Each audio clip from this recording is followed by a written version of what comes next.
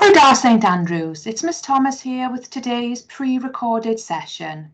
I'm going to continue reading our class novel, Who's Afraid of the Bwgan-Wood? Chapter 9, Angry Magic. The children from the primary school were having a wonderful time on their nature ramble in the wood. All except Ellery Hughes. Ellery was miserable. Right from the start, the day had been nothing but trouble as far as Ellery was concerned. Some days are like that, and there's nothing you can do about it. Ellery's problems had begun with her specimen box. She'd completely forgotten to tell her mother that she needed a plastic tub, and only remembered as she was on her way to bed on Wednesday night. The only container her mother could find at the last minute like that was an enormous, battered old cake tin, the sort that people would have used 50 years ago to store huge Christmas cakes and wedding cakes in. It had belonged to Ellery's grandmother, and Ellery's mother had kept it in case it came in handy one day. But nobody makes cakes that size anymore, and the tin was rusty in places and badly scratched. So Ellery's mother had punched holes in the lid and given it to her to take on the ramble. It was so big it stuck out of the top of her duffel bag. Even Sir had noticed the tin. "You won't find many fruitcake trees in this wood, Ellery," he'd say, which was a marvellous excuse for everybody to giggle like mad and poke fun at her the moment Sir's back was turned. In the farmyard, she dropped her clipboard in the mud. As she was picking it up again, somebody had bumped into her and knocked her over. And as well as getting mud all over herself, she'd torn the sleeve of her new anorak on a strand of barbed wire. From then on, things had gotten steadily worse. Because she'd fallen in the mud, the rest of her group teased her and pretended she smelt bad, and called her a wimp when she got upset. Every time she spotted something pretty or interesting to collect, somebody else pushed her aside and got there first. Bethan and Sally Ann weren't talking to her, and she didn't know why. Everybody else in the group had looked through the binoculars at the buzzards perched in a tree, but by the time it was Ellery's turn to look, the birds had flown away. Everybody else had seen the squirrels jumping through the branches, but Ellery had been looking in the wrong place and had missed them. When Miss found a hedgehog and picked it up for everybody to see, Ellery had been shaking a stone out of her welly, and so she'd missed that too. As far as Ellery was concerned, the nature ramble was a complete washout. At dinner time, the teachers led all the groups to the place where they were to eat their packed lunches. It was an old quarry, all overgrown with ferns and wild rose bushes and thick cushions of soft emerald moss.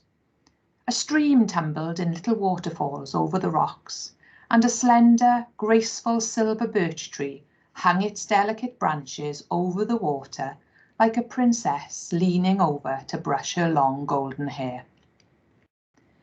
Because they'd all been picking up brightly coloured berries and fungi and other things which might be poisonous if you squished them, all the children had to wash their hands carefully before they were allowed to open their lunch packs. They'd been told never, ever to put anything they'd picked in their mouths or lick their fingers after handling things. The teachers had brought soap and towels and a bowl which they filled under a waterfall. The water was icy cold, and everybody squealed. Some of the boys started messing about in the stream when the teachers weren't looking. And of course, it was Ellery who got splashed. Getting wet was the last straw for Ellery.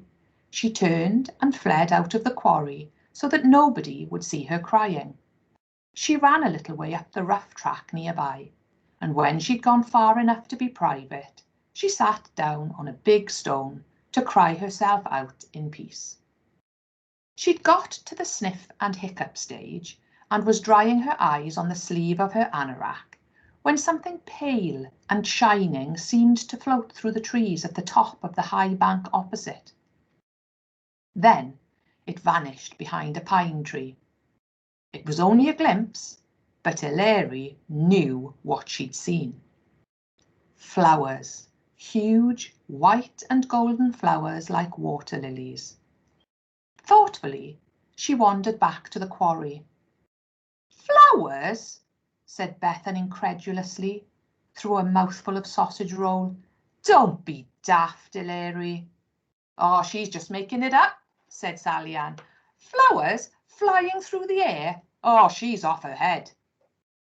After they'd eaten their lunch and picked up all the rubbish to take home, the two classes started to make a map of the quarry, with all the rocks and ferns and trees in their proper places.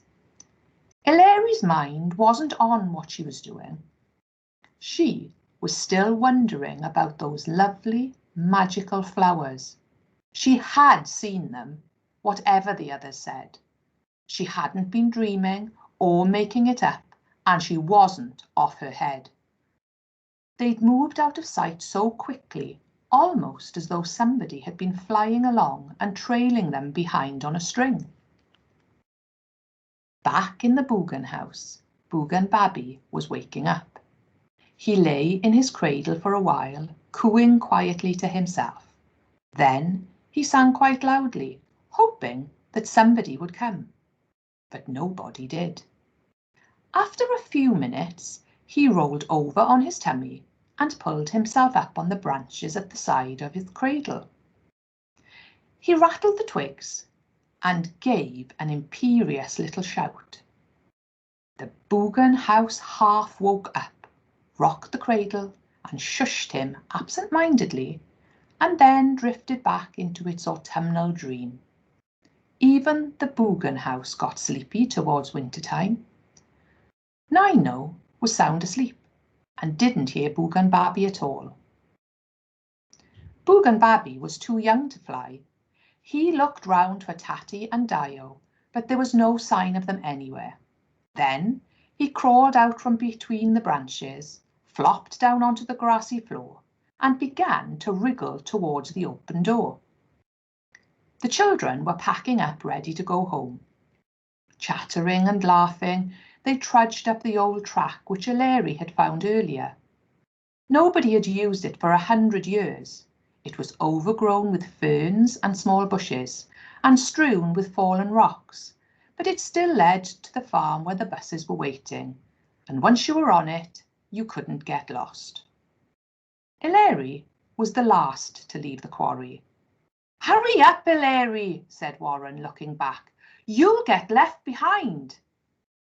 Warren and his friends were just passing the steep, high bank where Hilary had seen the flowers. All at once, Hilary made up her mind. She'd show them. She'd show everybody. They'd been mean to her all day. Well, nobody would laugh if she arrived back at the bus with a bunch of those huge, lovely flowers to show the teachers. She waited, hopping on one foot and pretending to take a stone out of her Wellington, until Warren and his gang were out of sight. Then, very quickly and quietly, she began to scramble up the bank. It was harder to climb than she'd expected. The soil was slippery, and the grass and ferns pulled loose when she tried to use them as handholds. Hilary clenched her teeth and struggled upwards. At the top, a tangle of wild rose bushes blocked her way like a tall hedge. Ignoring the prickles, she pushed through. Those flowers had to be here somewhere. And then, quite suddenly, she found herself in a little green glade carpeted with soft velvety moss. In the middle of the glade stood a clump of small trees. Their shiny, silky grey stems were packed so closely together that it reminded her of a funny little house. The whole glade was lit by a strange, shimmering purple light. Hilary could see the colour out of the corners of her eyes, but not when she looked straight ahead. The most peculiar thing about the light was that every tiny detail of the clearing, every blade of grass, every moss plant, every leafy twig, was as clear and sharp as if someone had drawn it with a pen. A stone by Ilari's feet had little sparkling flakes in it, and was ridged and patterned like the front of a minuscule cathedral. A tuft of moss looked like a tiny, perfect tree. Once, when she was a lot younger, Ilari had found a pair of her nan's glasses and had taken them away to play with. When she'd put them on, everything had gone blurred, but Ilari had worn them anyway, until she'd finished her game. Her nan had been very cross with her when she'd found out, because nobody should ever try wearing somebody else's spectacles. But now, kneeling in this magical glade and staring in astonishment at perfectly ordinary stones and leaves and grass, Ilari suddenly felt as though she'd been wearing invisible glasses all her life, and that at last they'd come off. For the first time, she was seeing things clearly as they really were. Then she saw a movement on the grass in front of the clump of trees, and instantly forgot everything else. For there, lying on its tummy, was a baby. Like everything else in the clearing, it too was haloed in that shimmery purple light. It was about the size of a smallish doll and absolutely perfect, except that where its feet should have been, there was a kind of blur, and then nothing. It stared up at Ilari out of round green eyes. Its little ears were distinctly pointed. "A fairy baby," Ilari whispered. Excitement and awe swelled up inside her until she thought she'd burst. If only Sally Ann and Bethan were here, they wouldn't laugh at her now, not now that she'd found a real live fairy baby. "Will you give me 3 wishes?" Ilari asked, like in the stories. The baby rolled over, sat up with an effort, and gazed solemnly at Ilari. Its thumb went pop into its mouth. It was adorable. "Just wait till I tell them about this," Ilari thought gleefully. Then, of course, she realised with a sinking feeling inside that once again nobody was going to believe her. They'd tell her she was making the whole thing up as usual, and once again they'd laugh and poke fun at her. Ilari felt like bursting into tears out of sheer annoyance. Ilari wasn't a particularly sensible person, nowhere near as sensible as Sally Ann, for example. She was dreamy and imaginative and clever, and all of these are good and useful things. But the trouble with Ilari was that she was also a bit spoilt, and therefore lazy and rather silly. She daydreamed when she should have been listening to important instructions, and she let her imagination run away with her until it sent her into a flat panic over nothing at all. And worst of all, she expected other people to sort things out for her. Over and over again, she got herself into trouble by doing silly things without stopping to think what the result might be.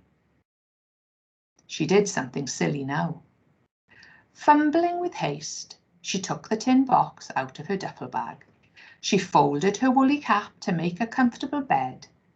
Then she picked up Bwgan-Babi, who was surprisingly heavy and solid for something that looked so shimmery, and laid him tenderly down inside the tin. He looked a bit startled, and his face puckered up as though he was about to object quite strongly. But when Ilari slipped one of her furry mittens under his head, he changed his mind and beamed at her instead. He was a very good baby. She was picking up the lid when the first horrible doubt entered her head. After everybody'd seen the baby, what then? How could she get it back here? If she kept it, how would she look after it? What if the baby was unhappy and wouldn't eat? How would she know what to feed it on? Worse still, what if fairy babies had mothers and fathers like human babies? Wouldn't they be upset if their baby went missing? Hilary struggled with her conscience. She did so want to take the tin back in triumph and show her find to everybody. But perhaps, after all, she'd better put the baby back on the grass where she'd found it. But then nobody would ever know that she'd seen and picked up and cuddled a real-life fairy. There was a crashing noise in the briars behind her. Hilary jumped and stifled a scream. But it was only Warren, come to look for her. "Hilary Hughes, what the heck do you think you're doing? You're supposed to be on the bus." Hilary was too delighted to see him to notice how cross he was. "Warren, look what I found, a real live fairy baby." Warren was a kind boy in spite of acting tough. When he'd got to the bus and realised that Hilary was missing, he'd disobeyed the teacher's instructions and sneaked back to look for her. He didn't want her to get into any more trouble. He knew she'd had a bad day. Being a good Cub Scout, he'd followed her trail, and here she was, playing with imaginary fairies. He glanced into the tin. All he could see were the cap and the furry mitten slightly crushed.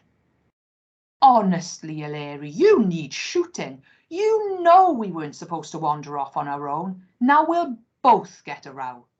I thought you might have sprained your ankle or something. I should have known you'd end up doing something dippy. Come on, let's get back to the bus before Miss finds out." "Warren!" Hilary wailed, tears of indignation welling up in her eyes. And then the worst happened.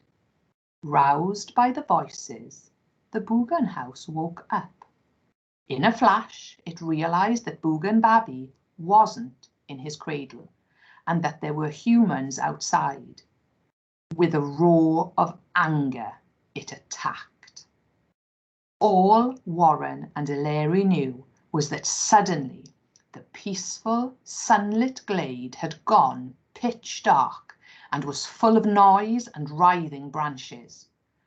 Terrified out of her wits, Hilary dropped everything and ran. Warren paused just long enough to scoop up Hilary's duffel bag and jam the lid on the tin, and then he too ran as though wolves were after him. Briars coiled round their ankles and whipped their faces as they plunged through the thicket. Even the ferns and grasses on the steep earthen bank seemed to clutch at them as they slid down. They pelted up the track and didn't even pause for breath until they'd reached the top. In the lane, they met one of the teachers. He was very angry, mainly, of course, because he'd been so worried. "Where on earth have you two been? You know perfectly well you weren't supposed to go off on your own. You could have got lost or badly injured. Do you realise you've kept us waiting for nearly 20 minutes? I'll have to report you both to the headmaster." The bus was full up. There was no room for Hilary, so she had to sit in the front seat with Miss. Everybody booed when she climbed in.